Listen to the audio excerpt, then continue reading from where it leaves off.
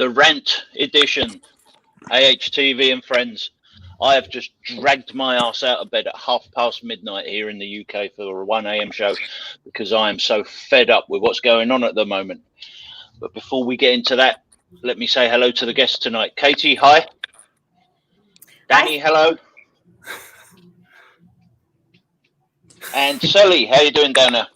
Hey, not too bad. Thank you. Yourself? I'm glad you've all joined me tonight. It tells me you've all got something to rant about. So without further ado, let me just say before we start, please like, subscribe, comment on this video if you have anything to say, and share it with your friends, please. It's all to help the channel out. Wally and Neil in the chat room, hi, how you doing? Who wants to go first? Katie, you want to go first? Yeah, sure. I mean, there isn't much to rant about right now, as we kind of were discussing. We're a little slow in the transfer window just because no one else is buying. You know, we have to get rid of some players. So I'm eager to see that. Just talking about some of the players that were just sold by Man U and bought by Tottenham. Just a sit and wait game right now. It's a little frustrating. I know we offered Issa Diop a deal, so I'm interested to see how that all pans out. But here we are. We're just in the waiting game. Danny, what's on your mind, mate? What Katie said, just a little bit angrier. No, like it's just a patient thing, really. It's I think the downside of the season going on longer is we have less of a turnaround before the season starts again. We cannot settle for how we ended last season, where we finished last season. We have to do something, but like the owners have said, we can't do anything until other teams do something to help us. I don't think that we're in a position. It upsets me that we're going for loan players, and that's the only option right now. Stones on a loan, Duffy on a loan, Jones on a loan. I'm hearing a lot of loan deals. Yeah, I'm going to start with that. That's where I'm going to stop. So, yeah. Well, Dan, you can't be too upset because I did just come back from vacation, so I'm a little bit more chipper than I normally am. So,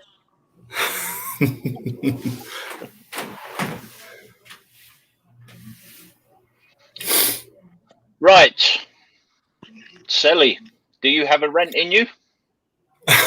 Yeah, a little bit. So I was just trying to think of something to talk about, and it kind of borders on, starting to talk about transfers and stuff like that. But I think one thing I've noticed over the period of time of being a West Ham fan, which really hasn't been that long, I think 2013 was, when I really got formally introduced to the club. But one thing I've noticed with West Ham, over time, is how the club doesn't really have like an identity.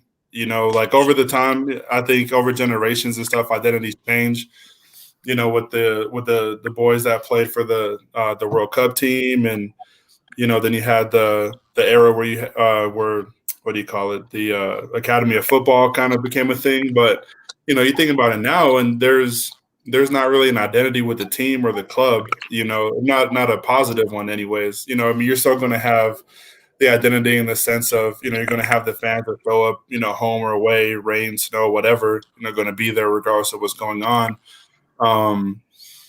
But I think it's crazy to me that a club that is as big as West Ham, and yes, West Ham is a big club, doesn't really have any kind of like worldwide imprint, in a sense of like a Man United or stuff like that. I know we don't have trophies and all the shiny stuff, but it's not as if, the history is poor. But I think a lot of that has to do with the identity. It starts from the top down. You'll hear a lot of stuff about how players take the shape or take the mindset of their coach.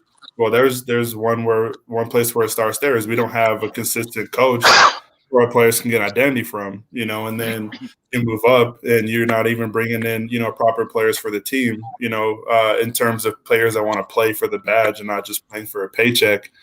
And then above that, obviously we know about the owner, so I don't have to say too much there. But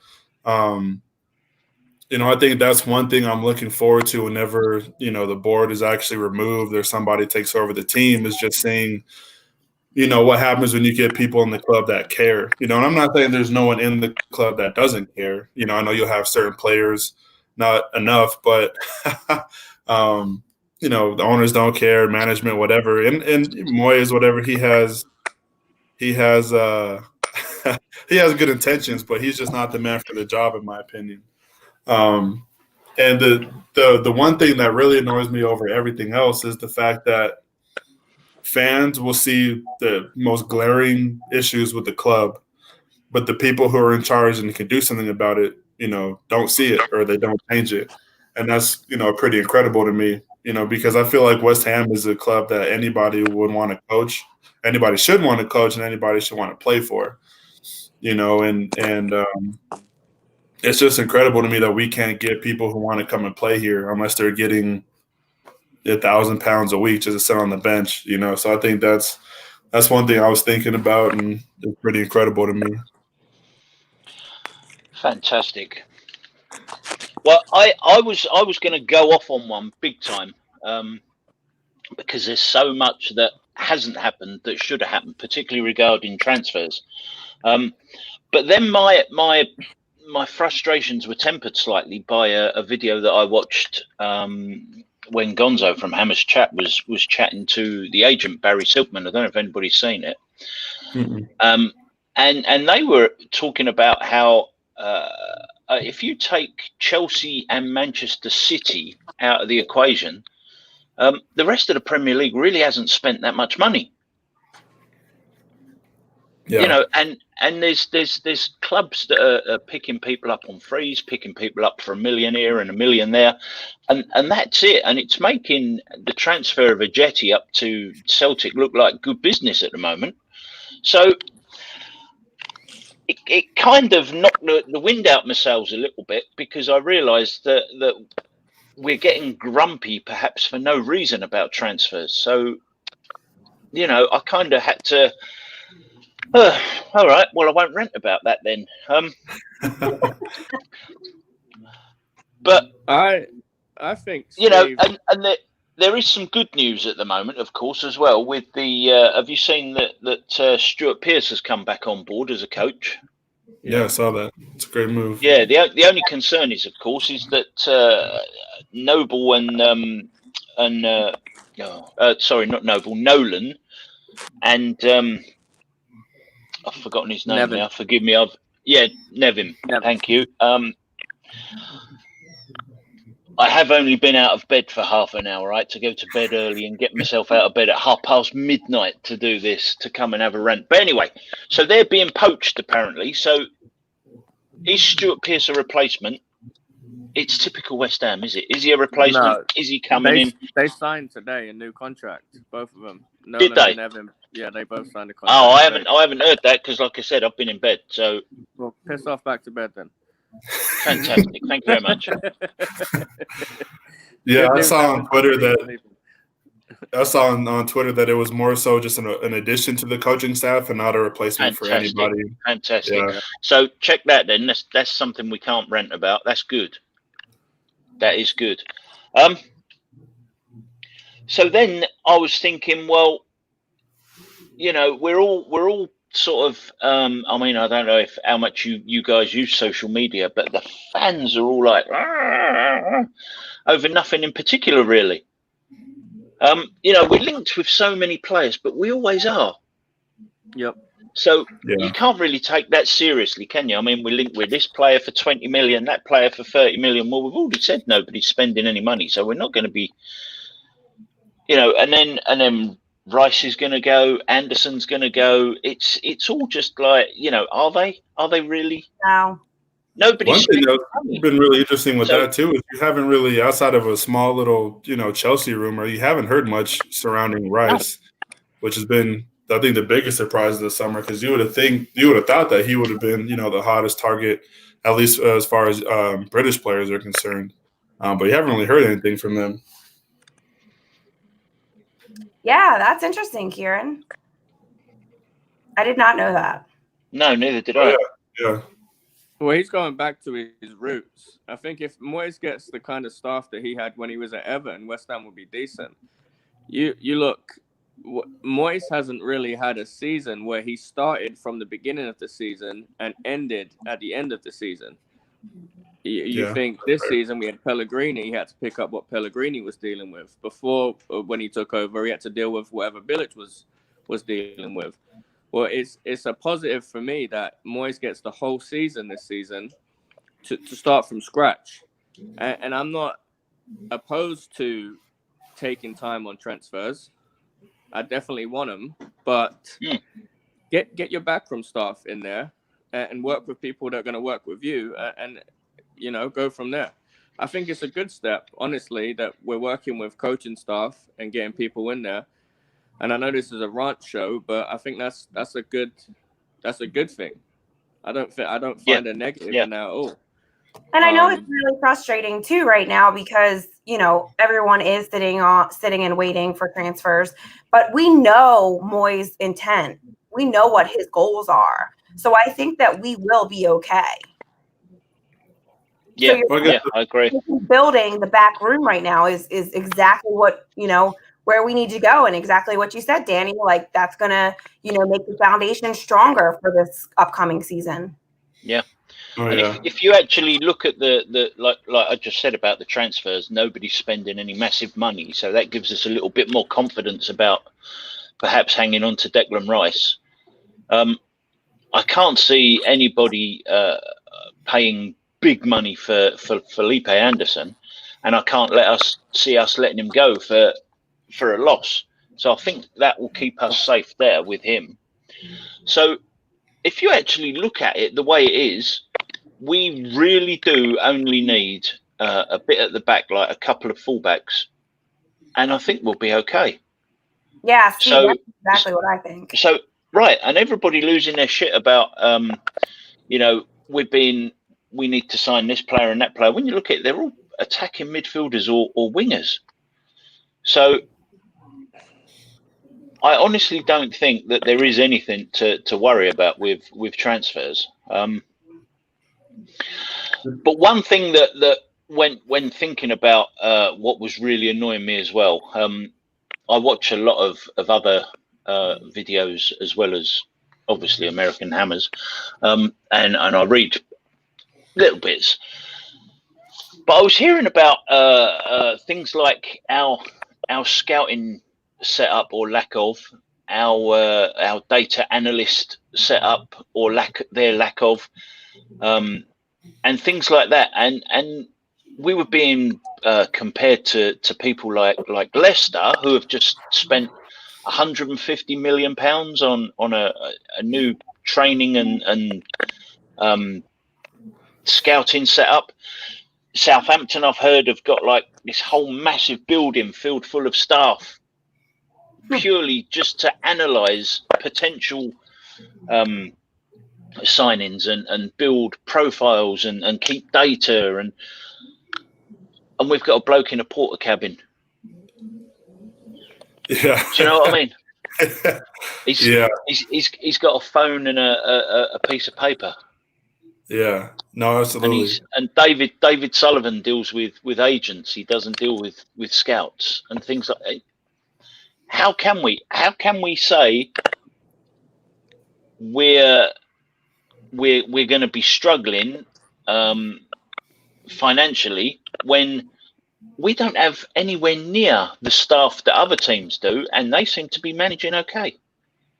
Yeah, well, and one kind of going on that too, from what I was saying earlier about the identity of the club, I think that falls into, you have people that don't want to get with the times, the current times. Like everybody now has state of the art everything, and whatever's going to give somebody that next edge, somebody's trying to go after it. And then once it works for somebody, then everybody else gets it to see if it works for them. So that definitely is a frustrating thing, because that's one real big issue of how we can't how we're not attractive to a lot of top, I guess, players or whatever, is because, you want to come and, some people's fitness centers or training grounds, damn near nicer than the London Stadium.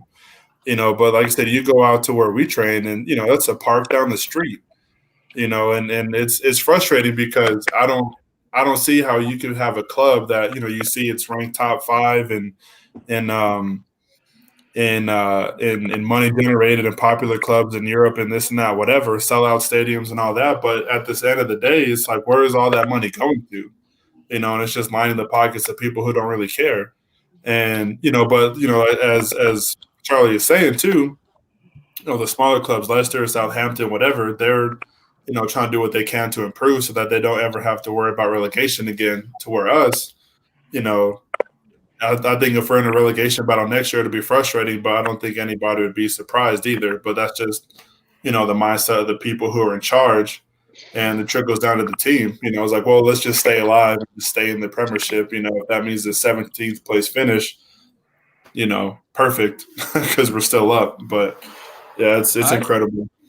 I don't think the training facilities are that big of a deal. If you're a professional football player, you should be able to work with what you're given. And the money we spend on these players, I mean, if the field's smaller, you should become a better footballer because you're working in smaller spaces, stuff like that. The buildings, I mean, everyone can access a laptop from anywhere. I don't think the training facility is where the money needs to be spent. It would be a bonus to me. It would be a plus. But, I mean, is it something that we need to invest the money in right now? Is it something that you guys would put before improving the team? Yes. That's like a question.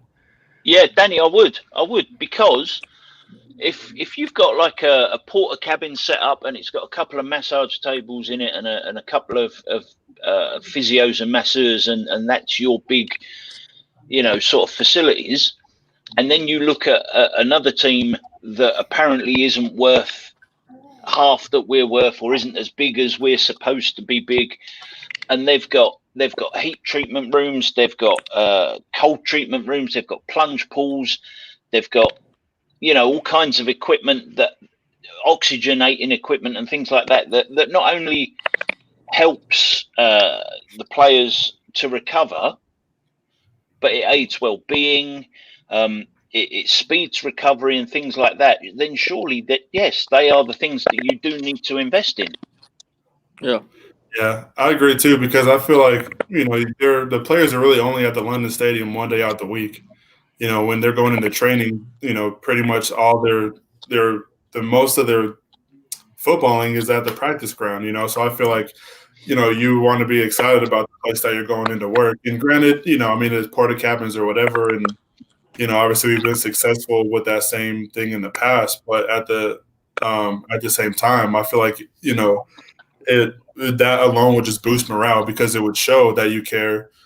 Excuse me, for the players that you have currently and for potential prospects in the future. But I guess one thing I wanted to ask is kind of like a devil's advocate question about the transfer market. So I know not many people have really spent, but is that an excuse for us to not spend? It's like, oh, well, nobody else is going down buying anybody. Should we just kind of wait and see what happens? Well, no, true, but it's just a question, I guess. No, I agree. And it shouldn't be used as an excuse. However, it just added a bit of context. Yeah. No, that's fair. It did. Definitely. And I know this is definitely an interesting transfer period, because it kind of feels like a January window, but in, August, September time. Yeah. So, and, obviously a lot of teams aren't going to have the money because, 10, 11 games were with no fans. You're not getting the fans from UCL and Europa either. So, yeah, money is kind of tight. Yeah, I think we're waiting on other purchases in order to obtain the funds to get another player at this point. And going back to facilities, if I am Declan Rice and I'm, getting paid $80 million or 80 million pounds to stay, I want the top facility. I want the top, bells and whistles in order to have the best ice baths and whatever, because it's all about training and keeping my body healthy. But on the other side, when it comes to technology and statistics, you're kind of right, Danny. Like, some of it doesn't really matter because, in my opinion, stats can't tell you what players are going to get COVID. Stats can't tell you when a player is going to blow out their knee. So, you know, I think that if they just invest wisely where it's needed, I don't think everything needs to be invested in at this point, but, you know, start chipping off some of those things. I'm reading what Tom and Charlie have said, and listen to what you said, Steve and Sally. I agree with you guys. You know, based on what you said, I don't disagree with expanding. I don't disagree with building. It's just how much money, knowing with the debt that we're in, and can't even pay for a player that's been there for over a year now. Is it just something that? I mean, not even a jetty's gone for free, basically, based on that. Is it just something that needs to be done immediately? Is what I was saying. I do agree with the tables, the heating, the icing, all that stuff. I can't name another team that gets as many injuries as West Ham for a long period of time as West Ham players do. So I do agree with what everyone's saying. My point was just, is it something that is an immediate need more than something that maybe we can develop over a few years, add a little bit at a time kind of thing? Oh, yeah. And I think kind of to add on to your point that you were making earlier, Danny, it is kind of a double-edged sword, you know, in an example of, you know, you were saying you want to make sure you bring in players, or not bring in, but it's a footballer's responsibility to, no matter what your facilities look like or whatever, like, you're coming in for one job, right? And you're getting paid you go to work, essentially. So it shouldn't really matter where you practice because, you know, when it comes to Saturday, Sunday afternoons, you know, you got to put in a full effort. And I think, you know, once the players start improving and the performances start improving and, you know, finish higher up in the table, you just, you know, generate more money, then you could use that generated money to go into the facilities, and then vice versa in the sense of new facilities will be able to get you, you know, better players. So it definitely is two ways. And I think at the current moment, you know, we have talent all over the team, but it just doesn't come together, you know. And then the facilities, you know, they're not the worst things in the world, but they're definitely not top class, you know. So I think once you get one to improve, no matter which one is first, the other one won't be too far behind, I think. Right. How do you attract top talent if you don't have as much as or better than some of these other clubs? Yeah. Yeah.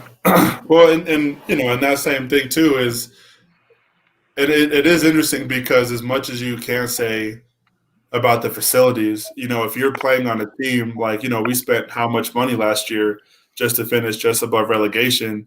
You know, if I'm a top player, it's like, why would I want to go to a team where the players don't even want to give in full effort? You know, I know they have coaching changes and the board and all that, but, you know, again, just to improve on Danny's point, you know, as a footballer, you should only really be worried about one thing.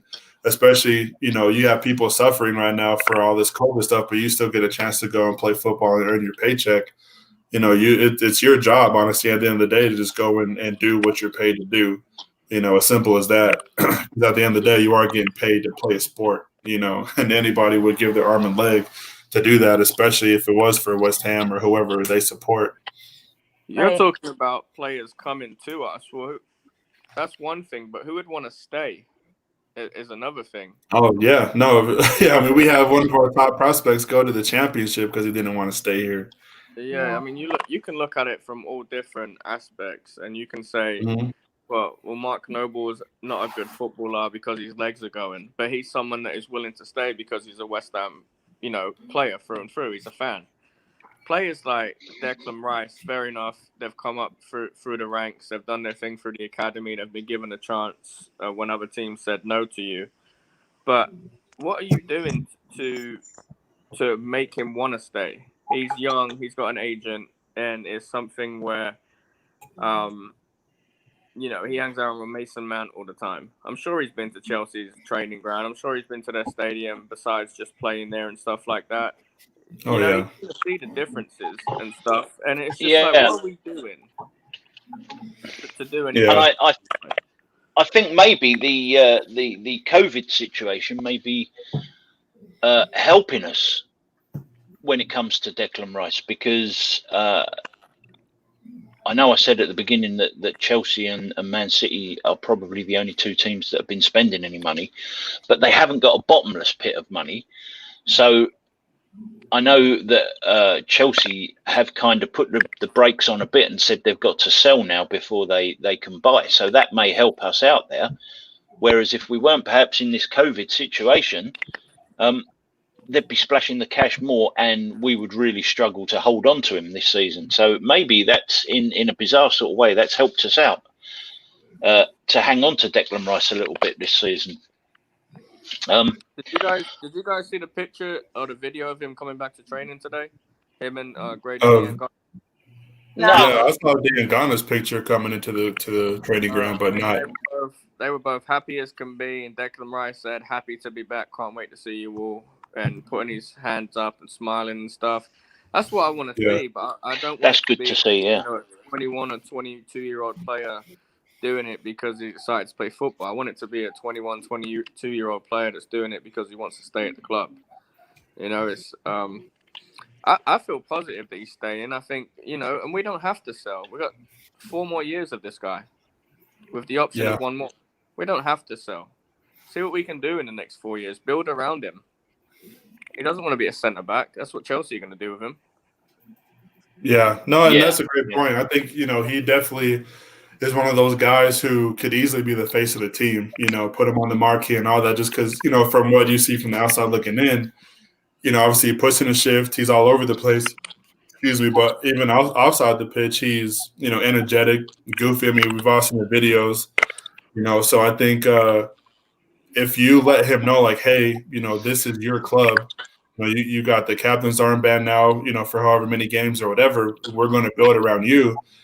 If you put that little, that bird in his ear, I think that would definitely help. Then kind of what you were saying, Danny, to him to go to another team or a bigger club, and kind of just be another player, instead of being the player at West Ham. Yeah, make him everybody loves him. Captain if he stays. Oh, easily, yeah. He's the next captain. Yeah. I mean, I don't look at any other player in that squad that is captain material, besides maybe Ogbonna on a good day. None of these players can be captain, but Declan Rice, for as young as he is so mature, and is probably, to me, besides maybe N'Golo Conte, probably the best defensive mid in the league. And that's not because I'm a West Ham fan. I'm not trying to be biased, but maybe because I'm being honest. Week in, week out. I think he's quality. Yeah. I've left this comment up from Lanzy 2710 for a minute because yes, they did. However, they didn't have David Sullivan in charge of them, did they? Do you know what I mean? If he did that, can you see him selling Declan Rice for 65, 70, 80 million pounds and sticking 50 million of that into our facilities? He'd stick 50 million pound of it in his back pocket, wouldn't he? Or 50 million pounds get him as another striker that we don't need or won't use. He's got to be the shortest bloke in football with the longest pockets, hasn't he? Yep. Yeah. I feel bad for David Gold. He don't ever say anything. But I have a theory about David Gold, and to put it as politely as I can, I don't think he perhaps at his age in life quite understands the full ramifications and ins and outs of modern football. That was about as polite as I could be about his situation. Now, Katie. I was hearing some feedback, so I threw myself on mute. Oh, they want to know? Really? Everybody wants to know. The thing is, right, every time we do a video, Charlie, this is the other Charlie, isn't it? It's usually Charlie Walsh. It must be something about the name Charlie. Yeah, the Charlie. It's food all the time. If it's Charlie Boy this week, last week it was Charlie Walsh. but they want to know what you're eating, Katie. Oh man. Okay, so it's not anything super exciting like you guys were saying. No soup, no jambalaya. It's zucchini boats with turkey meat and cheese and tomato sauce. Super easy. But yeah, you know me, I love my food too. See? That's funny. No, sorry, Charlie. I saw what Wally thought you were eating, soft pretzels, another Philly delicacy. I know, jambalaya and This weekend I did actually go and get a cheesesteak, so it's in the routine. It's in the weekly flow. So Are you guys fuzzy at all? Fuzzy? Is anyone fuzzy? Yeah, sound. no, just you, Dan. I can hear some pops. I don't know Yeah, where that's coming that's why- from, but Yeah, I thought that was you, Sally, banging on your keyboard. Ricky, no, I it's did not me. I'm not typing. have Alright. some mashed potatoes last night. My grandma's recipe. That's right. 9 sticks So- of butter for 3 potatoes. Welcome to American Hammers TV and Friends. What's your favourite foods, everybody?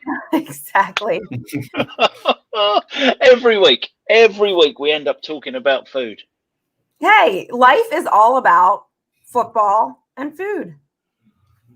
Yeah, So- tell my boss that when I'm going to work at 3:30 in the morning. One thing I would kind of want to bring up too is something that Danny had mentioned. I guess Danny and Steve, you were both talking about it before we went on air. Was about the transfers and the people that we are looking for, or more so people that we're looking for on loan with the options to buy. Yeah.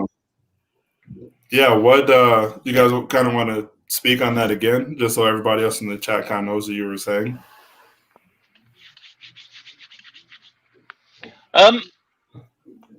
Go ahead, Steve.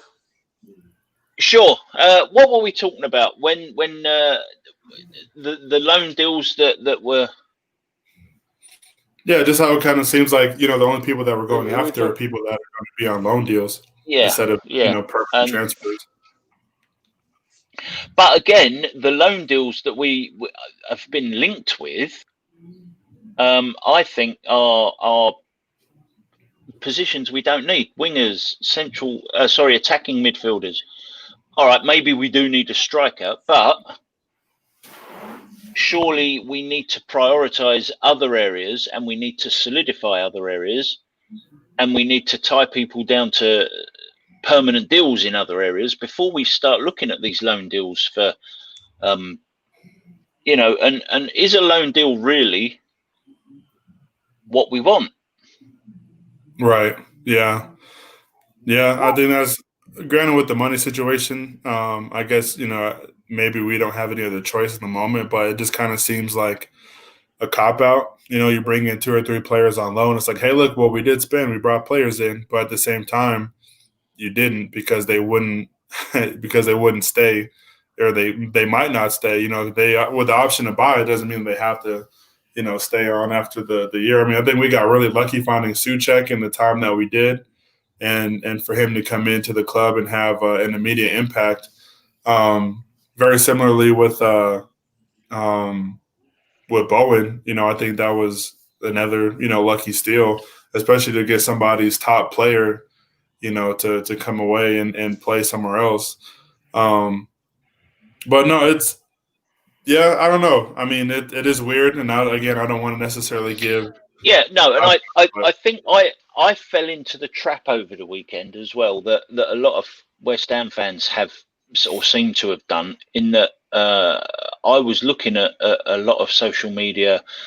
I was listening to a lot of rumours and perhaps a lot of nonsense as well. And I was letting it get in there, and I was starting to really let it sort of get to me. And like I say, maybe I was guilty of what a lot of West Ham fans are currently doing, where I was taking nonsense seriously. Yeah, I think our goals are pretty straightforward. I think we're just waiting for the right opportunity at this point. So I'm not as down as I think most fans are. But I completely understand why you felt the way you felt. I see it. How do you guys feel about the willingness to sell Diop and in exchange for that bring in a centre back as a loan deal? Do you think that will benefit us next season? Because I really don't. I think they put a 45 million marker on Diop's head, and they're talking about Duffy, Stones, or Jones for a season-long loan. But what happens at the end of that season when none of these players signed for us, and we're stuck with, Ogbonna, who's getting on, and then, I mean, Balbuena, is he still going to be there at the end of the season when he's not playing football? I don't, I just, Yeah. some of this stuff that we're being linked with just doesn't make any sense. It's okay to bring in another centre back, but I don't think you sell Diop in order to bring in another centre back who you're only going to keep for a year. Stones' wages are probably double what Diop is. Yeah, he's getting on too. Yeah. I think that's a rumor. That was an interesting thing I thought too, of all people, that he would be the one that we would be linked with, because one, like you said, I mean, it would make sense because it's the West Ham way to sign an old player for a lot of money who probably isn't going to produce. But of all people, I was not expecting that name to pop up. No. Ricky Taylor, we put a 45 million price tag on. I think it was actually 47, wasn't it? But yeah, it was 45 million pounds. Yeah. Yeah, but I agree. I mean, I think it would definitely put us in between a rock and a hard place if like you said, somebody or Diop goes on loan and then somebody that we bring in doesn't want to stay, and then essentially you lose out on a handful of players, and it just makes your situation worse. Because I know for a fact there's not too many people, or there's really not anybody I can think of in the academy who could challenge for a position as a center back right now, and everybody else that we've talked to has, apparently multiple bids. And of course we want to undercut all those instead of, kind of throwing cash at the fire. But yeah, it's just interesting. Diop is young too. Diop could be a player that can improve. Yeah. He had a down season, I'll admit. And there were some times you could see his youth and kind of came through and he was out of position. But I think, he recovers well for some parts, but he's still learning the Premier League, and he could eventually be a star. He's been with the club for a little while now. Mm-hmm. He's been working with Ogbonna for a while now. He's been working with Balbuena for a while now. Yes, both our central defenders have had to compensate for our deficiencies and inadequacies at the fullback positions, but they've been together. They've been working together. They're getting to know each other. They're starting to bond. They're starting to gel. Why would we then sell that to bring in someone who isn't necessarily invested in the club, would then have to learn the system, learn the teammates, and start gelling again? Surely that just puts us another step behind. For what reason? Yeah. No, I wouldn't sell Diop. I wouldn't be opposed to another centre back and selling Balbuena maybe. But yeah, you can't base Diop off of a season. Last season he was a lot better than Ogbonna was, and I would have took 20 mil for Ogbonna last season. You offer me 50 million for Ogbonna this season, I wouldn't take it. I think it just comes over time, chemistry and gelling together, like you said, Steve. And I think that, playing together this season, we've had a shit season defending goals, but a lot of that comes down to our wingbacks as well. I mean, I can't tell you how many goals Cresswell's been the cause of, or Fredericks.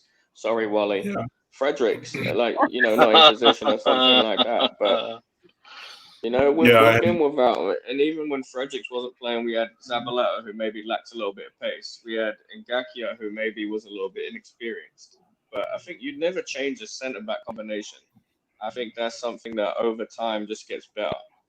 So I'm not opposed to keeping Diop and maybe bringing in maybe a Duffy. I'd rather play with 10 men than Phil Jones. I think Duffy would be my best of the three, just money-wise. Stones' wages are going to be too high. Yeah, I agree. I think Duffy would be okay as a backup. Maybe sell Balbuena, but don't sell Diop. Yeah, no, definitely. And I think one thing that has also been an issue that I've noticed over time with the team is you never see consistent starting 11. Whether that's either for injury or just because the coach wants to try something new this game or try something new that game. But for all the clubs that are consistently performing well, you know exactly who you're going to play every week. Liverpool, you can probably name off that starting 11. Manchester City, but for us, every week is something different, which it's interesting because, an hour before kickoff when the lineup is announced, you're kind of like you're waiting for it as if it's like you're about to open up a gift for Christmas or your birthday, and you either have a really positive response or a really sour response instead of it just being like, okay, well, we know who's gonna be in there, with the exception of maybe one or two players. But I think, once we can start getting a consecutive starting 11, starting formation, even for that matter, I think that'll be a big area of improvement as well. There's obviously some players that you pen in right away, like your your Fabianskis, your Rices and all that. But at the same time, like everybody else is a coin toss, for pretty much every position. And I think when you do it like that, the team loses cohesiveness. If one week you have Johnson in and the next week you have Masuaku and then Cresswell and then Fredericks and all that, and even with Noble, if Noble's in and then he's not in and then Suchek's in or whatever, the list goes on. But I think once we can nail down a starting 11, that's relatively permanent, I think, that'll also help in terms of, players improving. Yeah, helping. Now, go on, Katie. Sorry. Oh no, I was just saying. I completely agree with Sally. I think you could kind of see that towards the end of this last session where we were moving the ball, we were communicating better. But I think that with Moyes boosting up his staff and making the right transfers and purchases at this point will help us so we can kind of become more cohesive. And we also need a healthy squad. So we are just struggling with so many different injuries that, if everyone can get healthy and we can get on the same page, I think we'll really do well. Our injuries, we have a lot of mystery injuries, don't we? It's like the whole team or the whole squad is fit and healthy, and then all of a sudden, on the morning of a game, there's 2 or 3 players missing because they've picked up knocks or strains, and it's like, where did that come from? Why does that always happen? It's the Jack Wilshere's version of COVID, I think. Well, they're probably not focusing on as much of the post-workout situation. So hopefully with him beefing up his staff, having that trainer in there, that'll help kind of facilitate more of that post-workout. Yeah, I remember the same thing kind of happened when Slaven Bilic came in because he just trained in a different way to where the summer that he came in, there was a lot of, granted they weren't necessarily long lasting, but the beginning of summer, you had like 4 or 5 players that were injured just because they had never trained as tough as they trained when he walked in the door. So I don't know, maybe that could just be a way of, or something in the sense of, maybe training isn't as physical or as tough as we might think that it is. There's always been plenty of times where we see how West Ham aren't 90 minutes of, stamina, and we definitely get beat that way. But maybe that's just something that happens is training isn't that tough.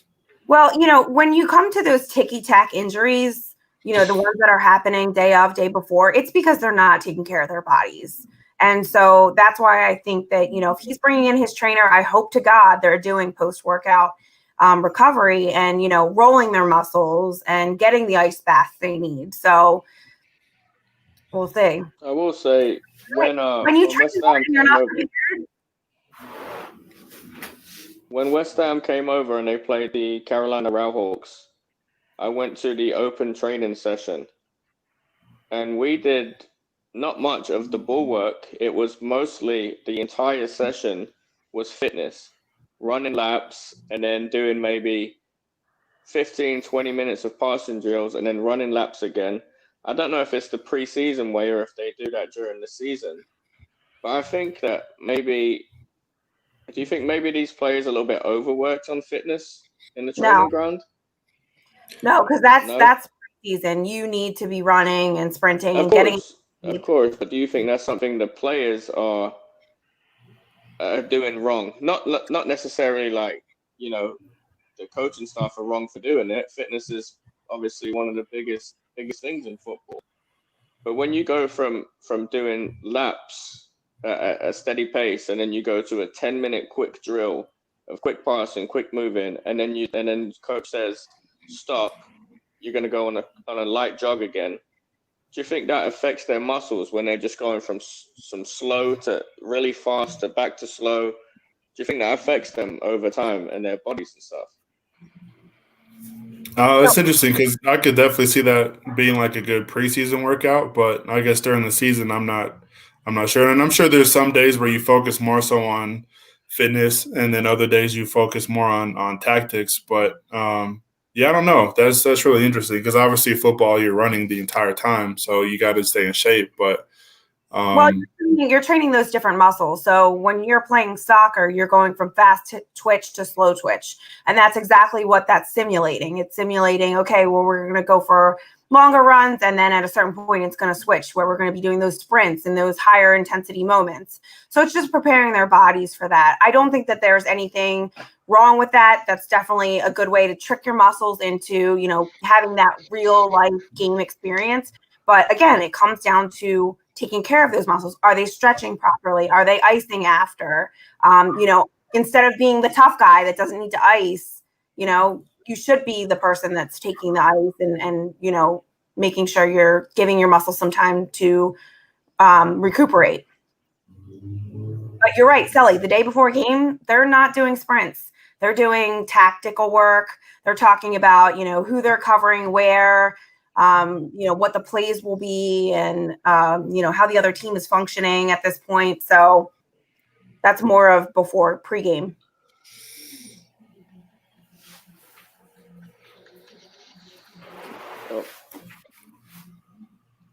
Going back to what we were saying about when we were talking about our defense, there was a question in the chat from Kieran here.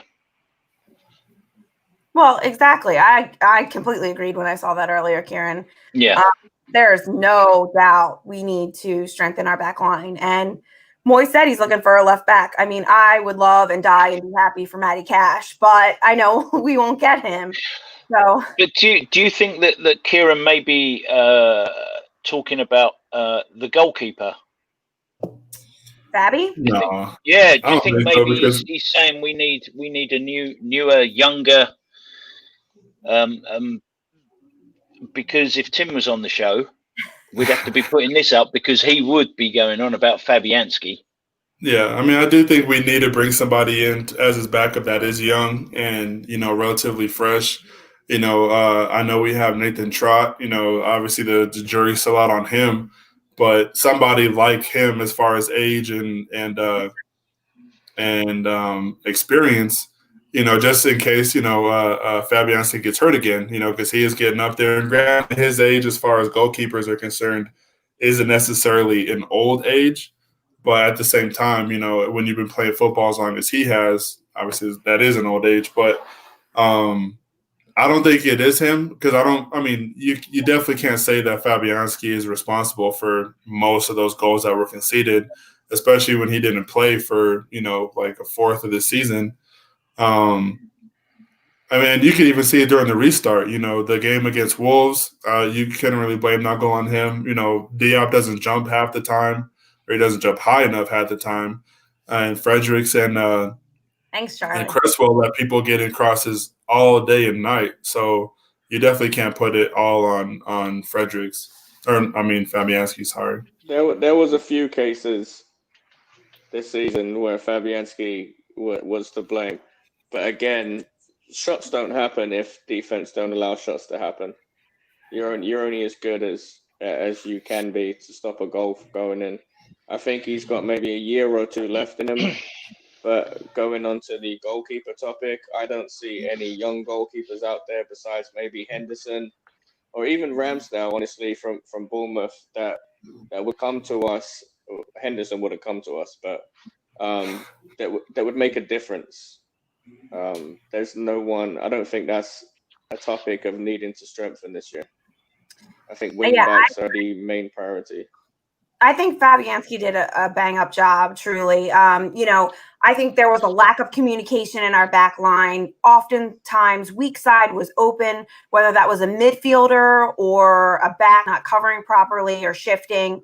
Additionally, we can sit there and say that there were certain goals that Fabianski should have received, should have gotten and covered. But also, when you're on the field, your line of play is blocked as the goalkeeper. So there aren't many things that I want to blame him for. I do think he's getting older. I do think there's an opportunity to bring in a younger goalkeeper at this point, and it would be important to put him under Fabianski's tutelage. So I think that there is an opportunity for us to look at that. Like you said, Danny, in the next couple of years, we're going to need somebody, but I think that he's a good keeper for us right now, and I think that we'll be fine with him. I agree with Bob. So we don't need to be spending vast amounts of our transfer budget that we've got available this season on a goalkeeper then. No, I think that back line definitely needs most of where the transfer money should go to be honest. Okay. Well, this really was not as an angry rant as I thought it may have been. Particularly, like I said, with some of the things that I saw come out since the weekend. So for the last 10 minutes, I'm going to throw it over to the chat room and no food questions, please. But is there anything that the chat wants to maybe get off their chest or ask? Not me, but these other three guys' experts' opinions on.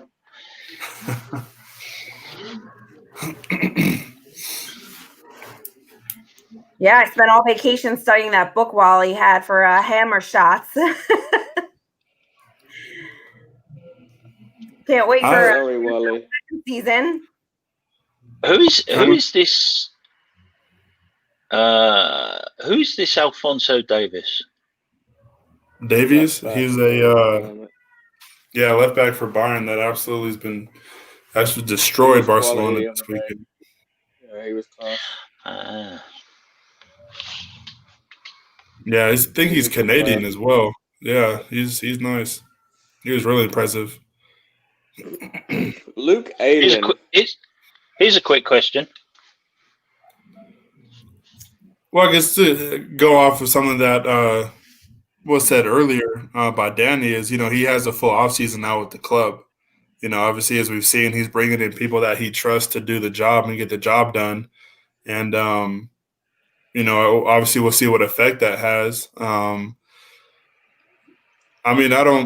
don't think, he can do much worse than what happened this year, but at the same time, he wasn't here for the whole season. So, we'll see. If we can get an Everton version of Moyes, I'll be happy with that. I still think we need a push for European football, but as long as we're not worried about relegation, from halfway through the season, I think that'll be a vast improvement. I think he stays. I don't think he goes anywhere. Just, again, what money do we have to pay him off before a contract? And then what money do we have to bring another manager in? And clearly they like him to give him another chance. Well, exactly. Clearly they like him to give him another chance. And I don't see I think, personally, we're going to do reasonably well between now and Christmas. And they're going to give him a 3-year deal at Christmas. We'd have to be doing really well to get a 3-year deal by Christmas. That's like top 4. He's only employed until Christmas, isn't he? Technically. No. Mm-hmm. Yes. Dang. I thought it was longer than that. No. I thought it was longer than that. I thought it was 18. I thought he was on until the end of this season. No, Christmas apparently. I don't think he goes anywhere. No, nor do I. Like I said, I think they're going to use that as like try and get some sort of stability into the team and the club, because Moyes likes controlling everything top to bottom, doesn't he? Yeah, which isn't bad for a coach to do. If he can get Sullivan to let him do that, I can see him steadying the ship and all right, he's not going to set the world on fire, but it will be okay. Well, Yeah, I he mean, had as long that. as Moyes. Go ahead, Danny. I was going to say he had that period where after Pellegrini got fired, he came in and he had that, that pressure immediately. But then COVID hit and he had a period where he had time to kind of relax, set about what he wants to do and stuff. And when we came back, our football was so much better. We didn't always get the results, but he had time to build, kind of thing. He had time to think about what he wants to do with the team and then get him back into training and to say, well, this is, the pressure's off of him a little bit at that stage. Well, now he's got a month of no more pressure and a month to get, things moving again. I think he'll do fine this season. I think we'll be, I can't say top 10, but I think we'll be top 12 maybe. It's just, I think he's a good manager and give him a little bit of time.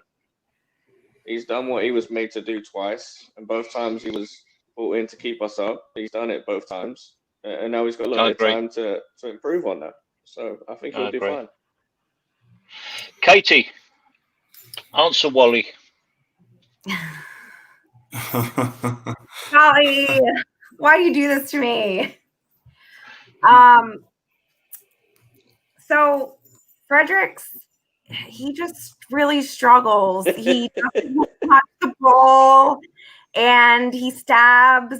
And just when he finally does get the ball, the poor guy passes it to the other team. And, that's the biggest pet peeve of mine. I would say the couple games he played, well, the one game he played towards the end of the season, he did do decent. Not amazing, decent. But I think he has a long way to go. There could be a future if we work with him. But I'm sorry, Wally, I'm not his biggest fan. It's crazy too because as on the fence as people are about him, it's crazy that he's the one player that's actually got 100, rating out of a game in recent years. So that's pretty crazy. So obviously you see the potential's there. It's just it's nowhere near being consistent. Yeah, I think he might just be a little bit nervous too. That could be it. It's just nervous and more in order to be more consistent, he needs to be out there more. So I think Moyes needs to play him more. So I don't know what's going on in practice. I think he'll be our starting right back. I agree. I think with him, he reminds me a lot of Antonio in the sense of he's an athlete that just happens to play right back. I agree. Antonio's an athlete that just happens to play winger or striker.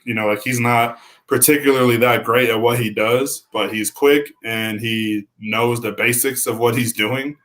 And, with this team, who else are you going to put there? So. Biggest problem. And here's a thought. Now, I may be completely coming out of left field and chatting complete shit with this, but did you notice that he was on holiday with Declan Rice and the Chelsea boys, wasn't he? There was a bunch of Yeah, but it could be that whilst they were away, him and Declan Rice were having a chat about football and having a chat about tactics and things like that. And who knows? I know he's only young, but maybe Declan Rice sort of got into his head a bit and helped him. I would love that. I think that would be incredible. And I agree with you. I think that everyone that went on that trip, it would hopefully bring them closer and make them more bonded. And that's what I thought when they all went together. Yeah, like I said, I could be talking absolute nonsense. And I love Brendan Aronson. He would be a great addition, but I don't think we're getting any players from the MLS. No, we already tried that and it didn't even work. Yeah. For a right back, funny enough, of opposition too. Silly love, but I'll keep him here. Wally is defending Fredericks to the last look.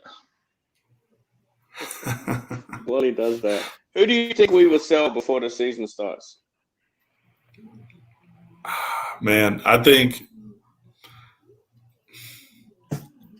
Anderson or Anderson or Lanzini probably, honestly. I think before the season starts, it'd be one of those. Both?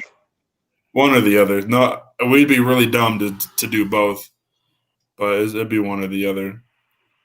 Well, I don't know, and both might actually might not be a stretch because Dion is back, so he could definitely take over that role for both of them. Even though I think Lanzini is more of a center attack than he is a winger. I think Diangana on one side, Bowen on the other, but that would definitely cut your depth because Lanzini is not a terrible sub, and obviously neither is Anderson. But if you sell them both in the same window, you're going to be hard pressed to find somebody decent to come in and fill it for him. And I hate when Yarmolenko comes in and plays on the wing. That gets under my skin because he's a striker, one, and he's not fast enough at all to be a winger. So, yeah, definitely don't sell him. No. Controversial. No, Kieran. No, Kieran. Wally, I didn't know Ryan was best mates with Rice. I actually thought it was Bowen that was best mates with Rice. So either way, as long as we get to keep Rice, I'm happy. Yeah. Yeah, I saw him talking with Didier Drogba as well, which was pretty interesting. So, he dropped some knowledge on them. But then again, there might have been some Chelsea shit going on with that conversation too. What about did you guys see the picture of Declan Rice sitting down for lunch with John Terry at the table? No, Yeah, they were sitting down eating a meal. John Terry, it's on John Terry's Instagram. He's still got the picture up. It said, "What a centre-back partnership this would have been." Oh boy, it's so yeah. That don't make me feel too happy. That's interesting, and I mean, like I said, I think it is just a lot of people trying to get into his ear about why Chelsea's such a good spot for him. But I mean, right now, I don't think you're getting too much more from Chelsea than. I guess I should be careful how I say it, but you're not really getting too much from Chelsea that you're not getting from West Ham. I know granted they qualify for European football, but at the same time, like they're not the Chelsea of old, at least not right now. I don't know. I mean, he'd be playing with his buddy Mount, but I don't know. I don't think it'd be a smart move for him. I don't think Mount's going to play much this year. I think Mount will be on the bench and Rice will take his spot. They're signing that Havertz guy and Ziyech, and they've got Timo Werner in there. And I think Chelsea this year are going to be a good little force. But yeah, I'm done talking about Declan Rice now. I just want it to be a West Ham player next season. It's something I've been talking about with a bunch of people for a long time. It's kind of scary how the transfer window is going to drag this year into the new season, and it really worries me that there could be a last minute sting in the tail. I wouldn't be surprised. There's always something like that going down, or at least attempting to go down. Deadline day will be interesting, I feel like, this summer for everybody, not specifically just us. Okay, we've been going an hour. I have got to go to work because I am doing first bus on my route this morning. So I've got to drag my ass into work for 3:30 UK time. Oh man. I know, right? Appreciate you doing this.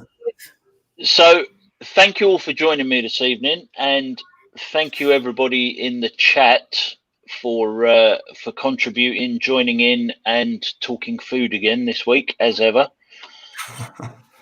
I have to say, please like and subscribe, and if you've enjoyed this video, give it a thumbs up, share it, tell all your friends, hit the subscribe, hit the little bell so you get notifications. There is lots of great content on American Hammers. I know I'm not so great, but Katie and Rebecca do an absolutely fantastic show. Selly and Danny are always popping up everywhere. They've got some great opinions, and there are some good shows.